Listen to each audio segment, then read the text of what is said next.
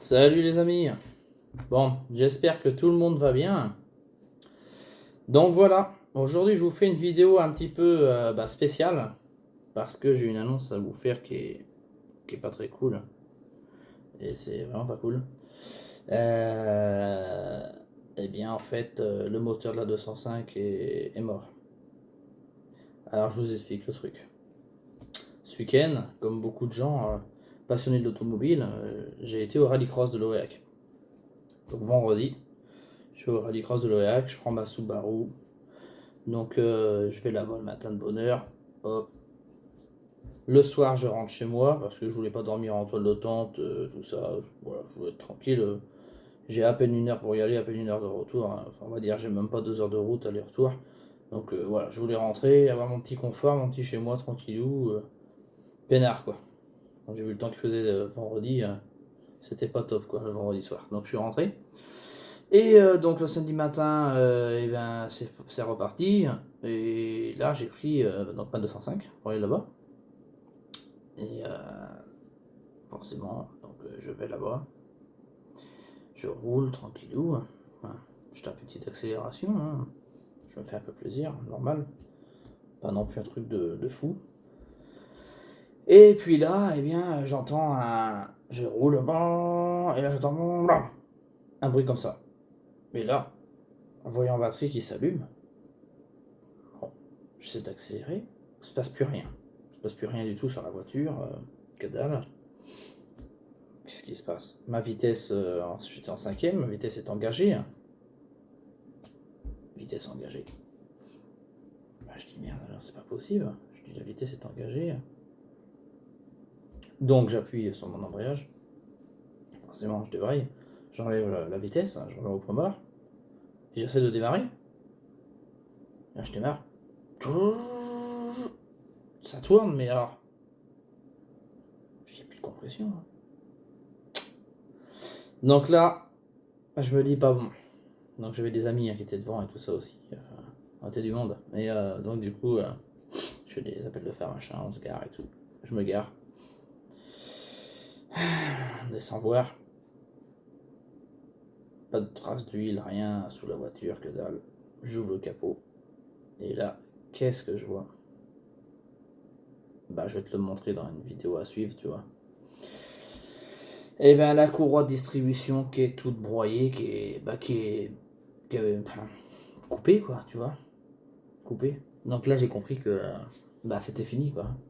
Tu penses bien, tu vois, j'ai ma poulie d'arbre à cam, normalement, elle est droite. Bah là, elle était comme ça, tu vois. L'arbre à cam, il a explosé en mille morceaux, hein, je suppose, hein, la façon de dire. Et tout ça m'est arrivé à 17 km du circuit de l'Oréac. Donc j'étais pas très très loin. Donc j'ai vite fait la petite enquête. Et là, je regarde plus bas, comme ça. Et là, je me dis, ah, il n'y a plus de courroie d'accessoires non plus. Bon, c'est la district quand elle a dû péter sûrement, je sais pas. Elle a dû embarquer la courroie d'accessoires. Sauf que, on réfléchit. On réfléchit. Et là, au final, eh ben, c'est pire que ce que je pensais.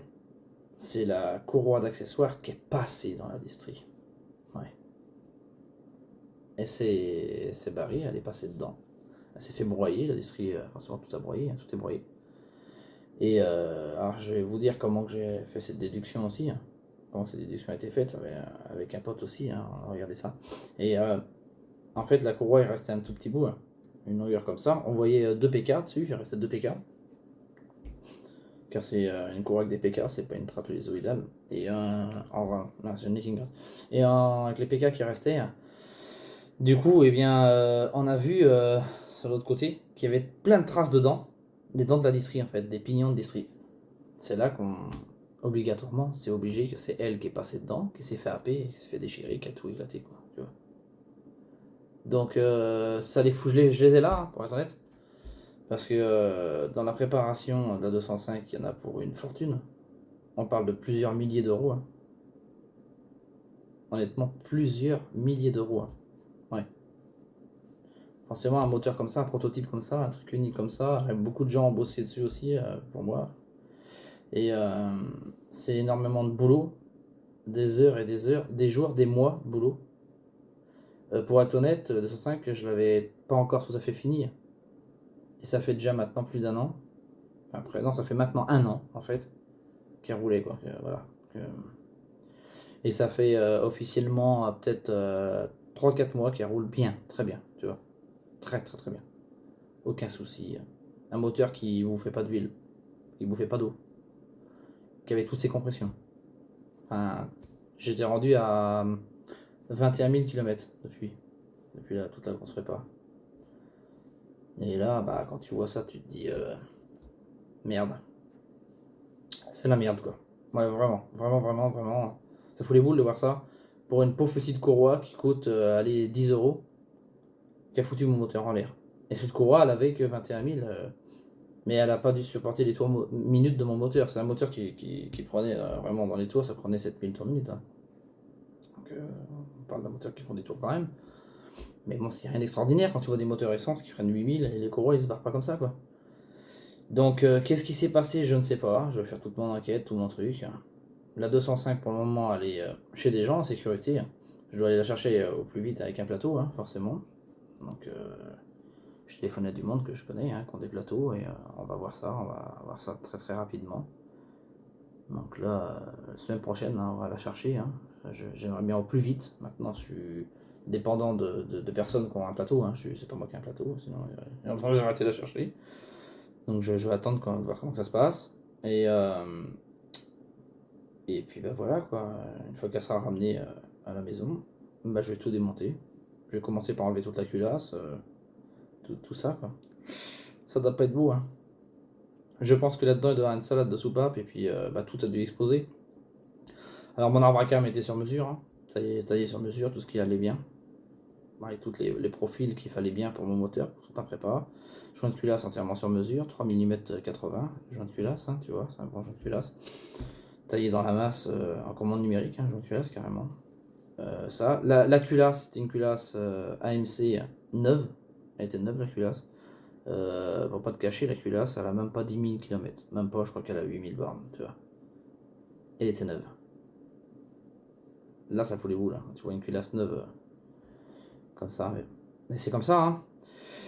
Maintenant, j'espère que bah, les pistons, à mon avis, sont morts aussi, hein, avec les tours minutes que j'ai pris là. Et je pense que les pistons, ça a dû taper très fort. Et puis, avec la température, là, lui, en plus, forcément, il devient toujours un peu plus mou, hein, tu vois.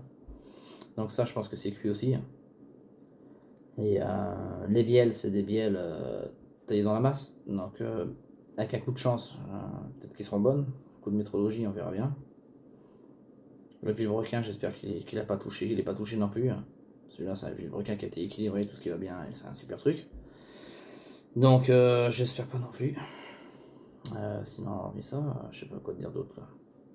Le turbo, je pense pas qu'il a avalé des merdes, des trucs comme ça. Je pense pas qu'il est mort.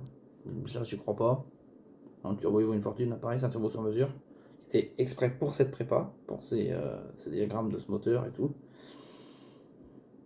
Donc, tu vois le truc, quoi, c'est la merde, c'est la merde.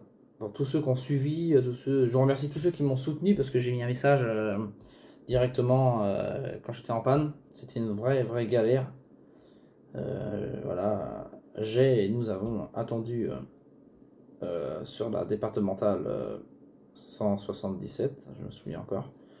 On a attendu 2 heures avant qu'on puisse être dépanné. C'était une horreur, une galère. Tu vois les voitures qui vont, et c'est là tu vois que les gens ils vont vite en fait à 110. Il y en a qui vont à plus de 110 forcément. Hein. Voilà. C'est là tu te dis que ça fait peur quoi, tu vois. C'est pas en sécurité. Hein.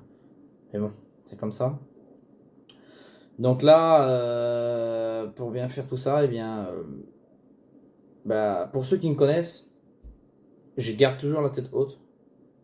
Et dans la vie, un échec te sert à rebondir pour être encore plus fort demain, tu vois. Et là j'ai eu un échec. C'est horrible comme échec. C'est la casse moteur la plus terrible qu'il peut avoir, je pense. Ouais, je pense que c'est la casse moteur la plus terrible qu'il peut avoir. Et je souhaite à personne d'avoir cassé son moteur de cette façon-là, tu vois. Autant tu peux avoir un moteur, tu te dis, ouais, mon moteur, ça y est, il commence à bouffer de l'huile et tout, il commence à être rincé. Bon, là, tu te dis, je vais le déculasser, je vais le démonter, voilà, on va voir ce qui se passe. Mais là, un moteur qui fonctionnait super bien, qui marchait très très fort, avec un full boost à 3 bars, avec un IAT qui dépassait pas les 57 degrés.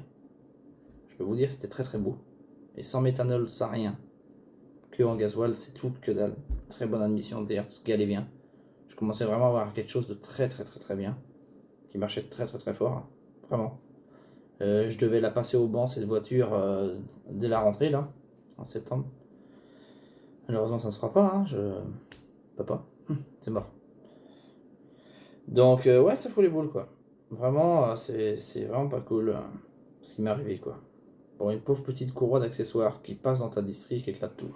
Alors, il y en a qui vont dire, ouais, t'avais pas les. J'ai aucun carter, aucun cache distri, ni celui du bas, ni celui du haut, rien du tout.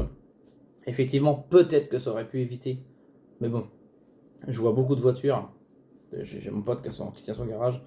Et je vois énormément de voitures qui ont les caches distri toutes d'origine, une voiture d'origine, qui ont tout, et qui ont des gros d'accessoires qui partent dans la distri et qui viennent éclater le moteur. Ça passe même sur ça, assez filoche, et ça passe dedans et ça éclate tout ton moteur. C'est fini quoi. Mon pote il change beaucoup de moteurs, de gens, où que ça arrive ça.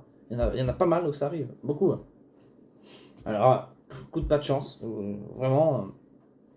La courroie à 5000 km, quand j'étais à 5000 km avec mon moteur, j'avais vérifié la courroie, elle était un tout petit peu détendue, un tout petit peu, je l'ai retendue, pas fortement, trapézoïdale, enfin, merde, c'est une trapézoïdale, une courroie DPK, donc j'ai regardé, c'était impeccable, elle était pas tendue, c'était normal quoi. Donc j'ai fait ça vraiment bien. Après, j'ai peut-être pas été assez vigilant là-dessus, j'aurais dû vérifier 5000 km encore après, peut-être. Elle n'a pas dû supporter les tours moteurs, ou à la vitesse que le moteur tournait tellement vite. C'est que la courroie elle a patiné légèrement, je sais pas ce qui se passait.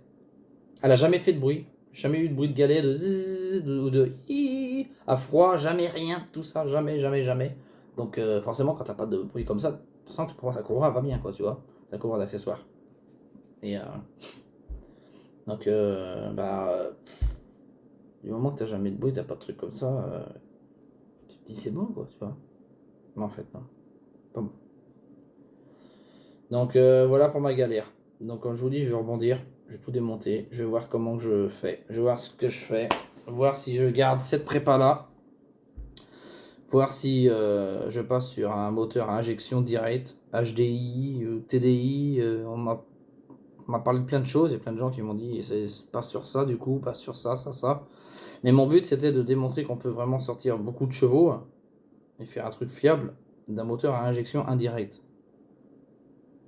C'était mon but. Ça ne l'est plus parce que maintenant j'ai plus rien, le moteur est mort. Mais je pense que je vais garder encore le même but, tu vois. J'ai la tête dure et je vais garder le même but. Ça va me coûter beaucoup de sous encore. Là on va parler encore on va chiffre. Ça dépend, je peux pas trop parler en fait, mais là je pense que ça va chiffrer encore en milliers d'euros, hein, je pense. Hein. Je pense. Hein. Si les pistons sont morts, pour moi je pars défaitiste dès le départ, pour pas avoir de surprise en me disant ouais. Je pars défaitiste, je pense qu'on va partir encore sur des milliers d'euros. Ouais, je pense. Ça m'agace, mais je suis passionné avant tout, donc je vais faire au mieux.